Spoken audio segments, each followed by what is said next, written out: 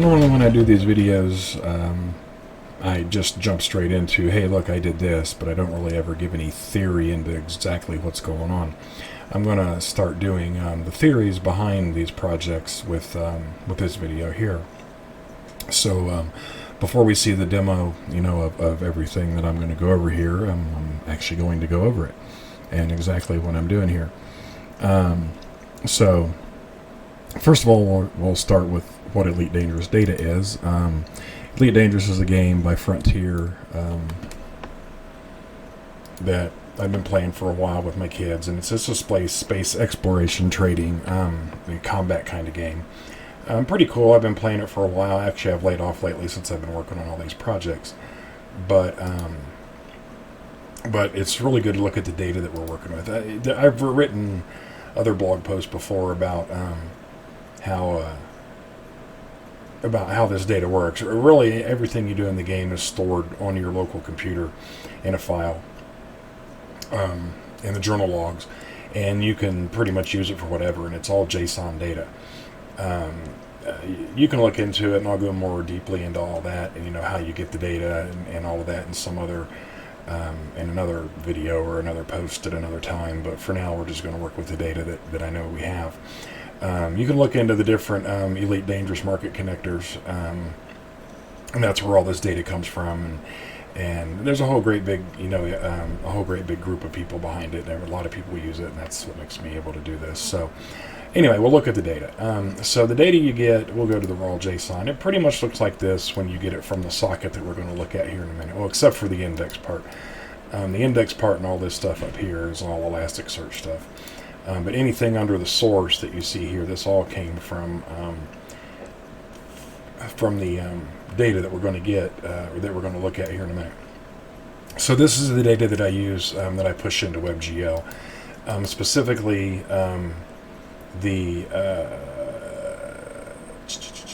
where is it? Star position, which is an array somewhere here. Oh, here it is. So this star position here. It's pretty much what I use to plot in the WebGL 3D sphere, but I don't like to use it like that because it's positions inside of the Elite Dangerous galaxy, and I have to convert them to positions inside my WebGL sphere. So these all get converted in the script that we'll look at in a minute.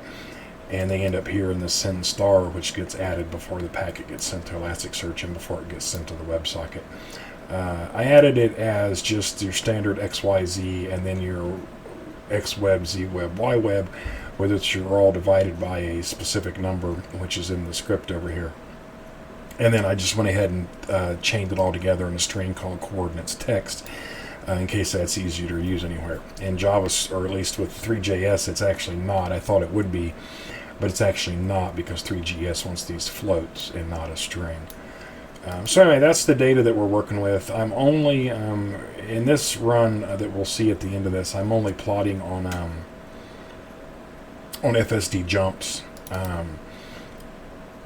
because, and this will come up in the script too, but you could plot on everything. You could plot a whole solar system based on the data you get from here.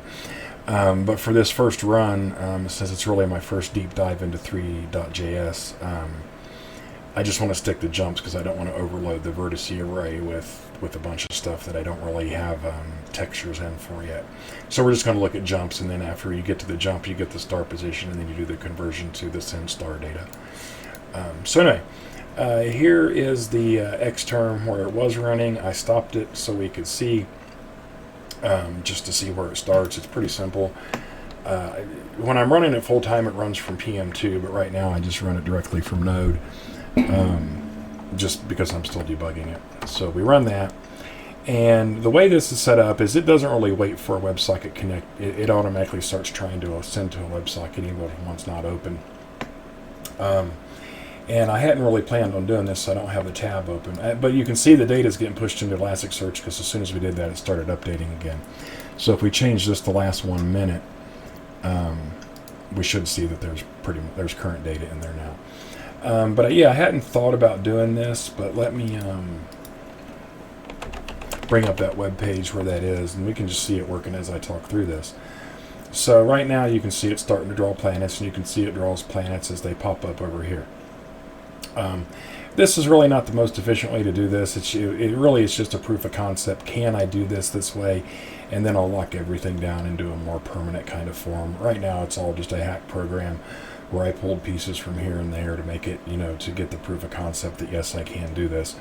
This will probably be rewritten a handful of times before I put it on the web, for the public web, for people to look at. But anyway, every time you see one of those flip by, well, not really every time.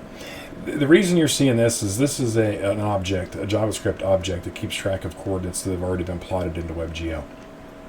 WebGL doesn't really know that it's already plotted something somewhere, so it'll plot it again if you send it again, and we don't really want to plot the same star more than once. It would overload the array for no reason. So anyway, this is just the output of a hash that's keeping track of what coordinates have already been mapped in the WebGL over here. We'll let that just keep running for a little bit. So first of all, let's get a little bit of flowchart of what's going on here. The socket over here, the 0MQ socket that we see here, which this is all ugly. I know. I'm not a professional programmer. It's a proof of concept. It does what I want it to do. I'll fix it up over time. If somebody else wants to take the idea and run with it with other objects, more power to you. But this just is the way I work. I'm not really a programmer. I'm a data wrangler, and I write enough software to get the data to do what I want it to do. So you'll see that as we go through here. So anyway, over here, this 0MQ connects up to this TCP endpoint here. It's a 0MQ server, and we do all the connection.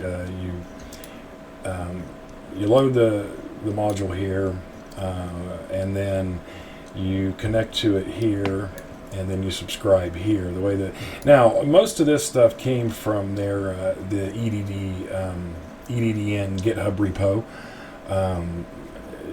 I use it, every time I'm going to start one of these projects because they've already got it working. I try to rewrite the wheel, so I just pick out the pieces that I need. So you can go to the EDDN GitHub repo and get much more detailed examples in a lot of different languages. So if you're interested in this, and especially if you're looking at doing it in a different language, go ahead and check out their GitHub repo. It doesn't do this, but it gives you what you need to get going. So anyway, we connect to that with this script right here that we're looking at. And this script does two things. It opens a WebSocket, which your web browser will connect to. That's how you get the real-time update. And then it takes all of the packets and it sends them to the Elasticsearch cluster.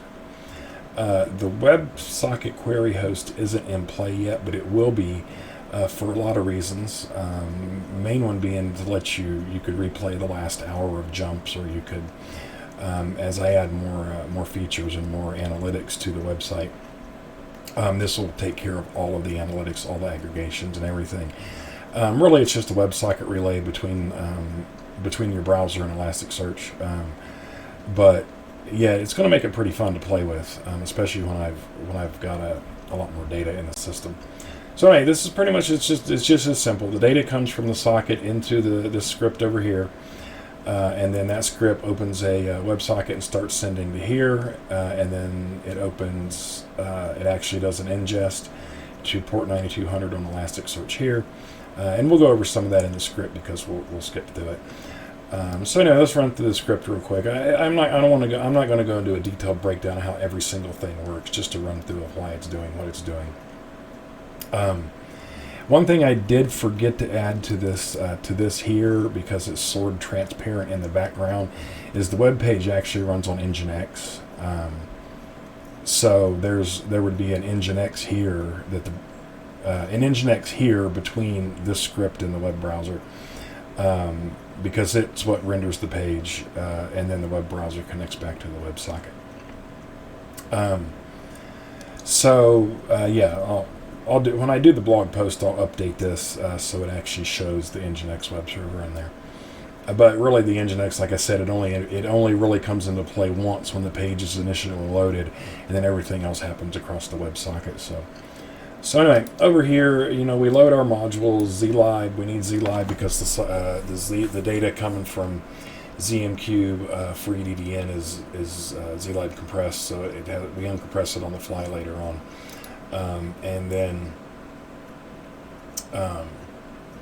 this is an ingest counter. I generally put these on all my scripts just in case I need them for debugging. It'll go away in the finished version. The send array is what I was talking about that keeps track of stars that have already been rendered. So we just go ahead and, oh no, that's not it. The sender, let me back up a little bit.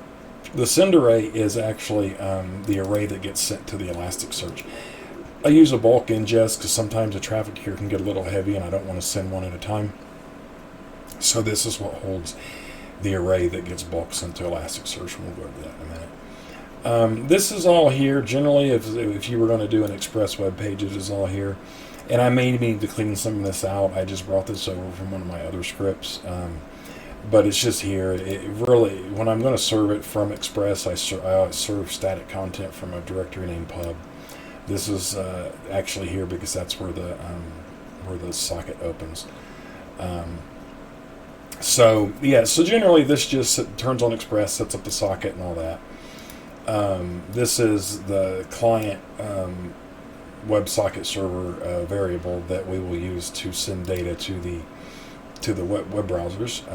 This part connects to Elasticsearch, of course. This is normally hard-coded in my test scripts, but I changed it for host info because it's gonna go to the web. System tracker, that is the object that I created that I was talking about over here in the output that keeps track of what stars have already been plotted. If we look over here, we can see it grows pretty quick. I need to do some work on this. So you can see right here that chain of stars, that's probably one person jumping to a star far away, so they have to jump to other stars in the way. Anywhere you see a big line like that, it's more than likely one person jumping way out. So you can see, I'm still getting used to the 3JS controls. I need a zoom, I need the pan to work better, I need a few other things in here too, and we'll get those before it goes on the web, but I think it's still pretty impressive the way it looks just with the big, just with the chain of stars, and you can see most of the action happens right in what we call the, I don't remember the name of it now. It's an Elite Dangerous term for where you start, the system that you start in. I call it the bubble, yeah, that's it. So most of these are inside the bubble. If you see any that appear way out, then they're jumping really far. They're exploring probably. As I improve the way this 3GS as I improve my skills with 3.js, these will also be different colors based on the true color of the star according to the data that we get from Elasticsearch, or not from Elasticsearch, but from the Elite Dangerous feed. Right now they're all just set to one texture, which is the texture of our sun. They do have the right size generally and the right distances, but I may need to tweak the math that I'm using for that a little bit. So back over here, so this subscribes to the ZRMQ socket where the Elite Dangerous data is. And this is what it says, do this when you get a message. Now this is a big jumble of if-thens, and a lot of people will probably scream about it, but it works for what I want it to do. Is commodity here is because commodities, there's all kinds of different data in this game. And some of the data packets are somebody at or a pilot at a station looking at things to buy and sell to make money or something they need for a mission. Well, commodities come in as an array of objects. And the problem with the array of objects is that Elasticsearch doesn't play with them well when you do aggregations. So this is a holder for later on, and it will break it down. And it actually ingests commodities into another index name with a new record for each commodity. You have to do it that way to be able to do what I want to do with it. And so here's where we actually get the data.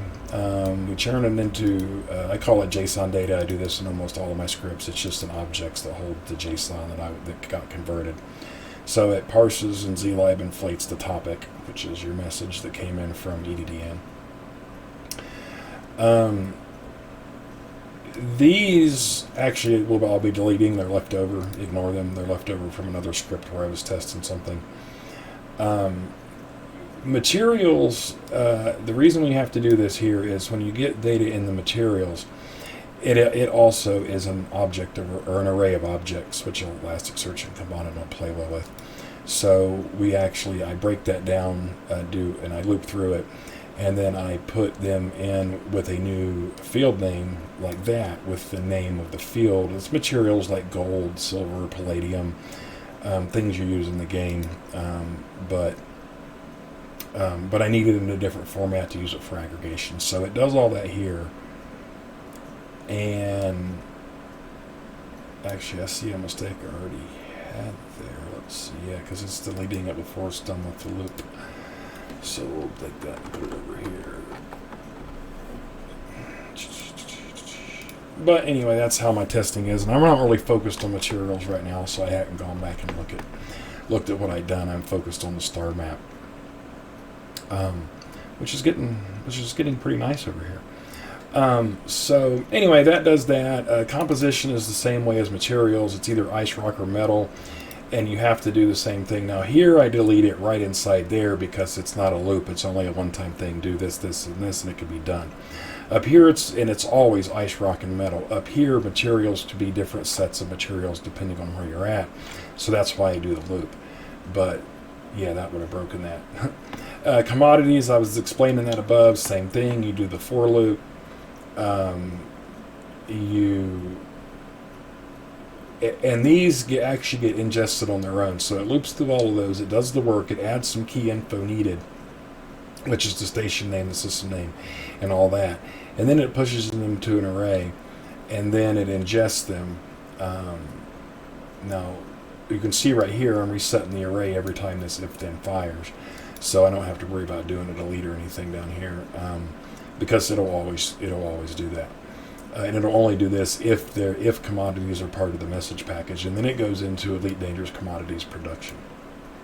And then it sets the key I talked about earlier is commodity 1, because down here you only want to do this if commodity is 0, because you've already ingested it into the table and you don't want to ingest it here. And then here's where I do all the work on the star position. You can change this to a few different kinds of things. There'll be options and drop downs in the web page and such that'll let you pick different things to track and this and that. But for the first run, for just looking at star data, this is all the stuff that does. It creates a new object called sendStar inside the data that we're going to ingest. And then it breaks these down, the array down into its own thing here. And you'll notice this is XZY instead of XYZ. Well, this is the way Elite Dangerous does it. Position 1 is always Z, so we flip it later when we put it into the interface. Here is where we're doing the divisor to fit it inside of our web sphere instead of maybe.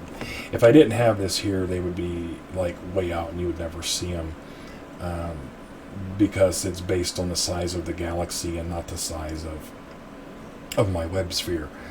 But you can see it's divided by 100,000, so it's divided by the estimated size of the galaxy, so that just gives you a good number to work with. Man, there's lots of nice jumps going on here. Okay, so anyway, and then we turn it into the coordinates text here that I mentioned when we were looking at the data over here. I gotta turn off auto updater. I can't catch a record. Let's see. So look here again at star, and then you'll see where did it go? Yeah. Send star X, send star. See, it breaks them all out of the array into, just what I said. That's actually star position. But it comes in as one big number. It's really weird the way the system treats this. But anyway, I do all my conversions, so I don't have to worry about it. And then, so we get all that, and then down here, if commodity is not 0, then it says,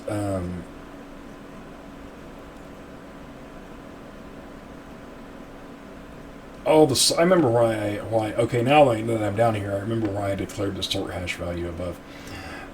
Because of the way I tore the data apart up here and the way I wanted it, if I didn't do this down here, right here, then what you would end up with is all your variables would have message dot in front of them. I think there's a way in Elasticsearch to take care of that.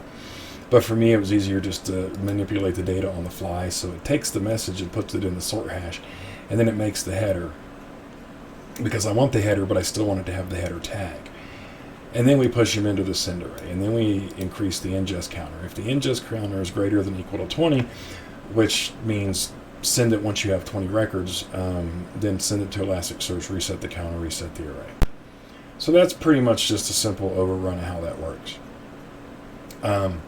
And then this script over here gets it, or not the script, but this is the HTML that actually gets rendered by Nginx, but then here's it opens the WebSocket that controls everything. Again, here you'll see my hacky style of programming, because I just took what I need from other programs to prove my concept. As I said, later on, I'll start cleaning everything up, and I'll start packing it down and rewriting it by hand. That's just generally how I work with code, because like I said, I'm not really a programmer, I'm a data wrangler, is how I see it. So I just write what I need. So when this inits, it creates the camera, creates the geometry. There's books on how to do this. It's just, this creates your objects and your cameras and your scene and everything. Where my stuff comes into play is down here where the WebSocket is connected. This WebSocket right now doesn't really ask for permission. It just says, when you get a message, do all of this. What all of this does, and yeah, I need to straighten things up and I need to fix indentation. I know that. So anyway, it does the same thing on this side that it did on the other side. It parses the message.data into JSON data console logs. That you'll see that in the example coming up.